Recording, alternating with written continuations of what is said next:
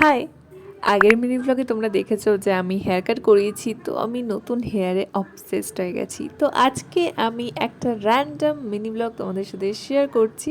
তো আজ সন্ধ্যাবেলা আমি মা বোন তিনজনে একটু র্যান্ডামলি বেরিয়েছি, একটু টুকটাক কেনাকাটা, একটু খাওয়া দাওয়া করতে। পাশে মল আছে, ওখানে একটু ঘুরতে এলাম। ভাবলাম যদি কিছু পছন্দ হয় নিই। আর আমার একটু ফুল স্লিভ কিছু নেওয়ার ইচ্ছা ছিল, তো দুটো ট্রায়াল দিলাম। এটাও বেশ ভালো লাগছিল আর এটাও বেশ ভালো লাগছিল, বাট দুটোর মধ্যে আমি একটাই নিয়েছি, আমি এটাই নিয়েছি।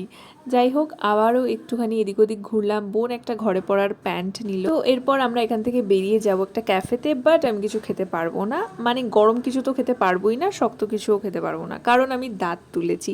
অ্যাকচুয়ালি আমি একটু ছোট করে স্টোরি বলে দিচ্ছি। আমরা এসেছি বাড়িতে, আর এখানেই আমার দাঁত তোলার সেশন হচ্ছে, এখানেই আমি চুলটা কেটেছি, এখানেই আমি অনেক কটা কাজ নিয়ে এসেছি। এসআর ফর্ম ফিল আপও আছে।